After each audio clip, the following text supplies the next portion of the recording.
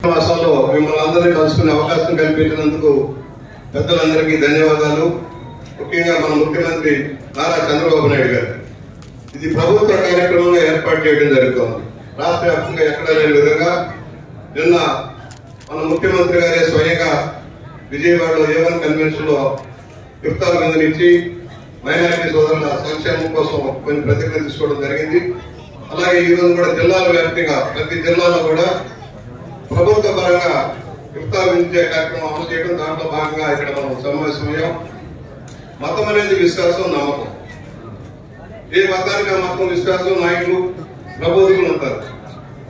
ఇక్కడ ఖురాన్ మనకి పవిత్ర గ్రంథం, అలాగే బైబిల్ క్రైస్తవులకి, హిందువులకి భగవద్గీత.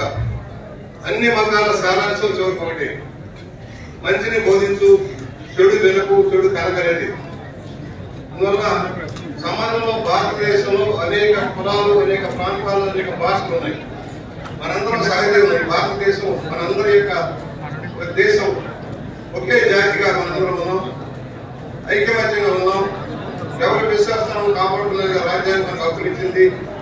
రాజ్యాంగం ప్రకారం మన హక్కుల్ని, మన స్వేచ్ఛని మనం అనుభవించడానికి, అలాగే మైనారిటీ సోదరులు ఉన్న పేదరికం పోవడం కోసం ప్రభుత్వ పరంగా కార్యక్రమాలు తీసుకున్నారు.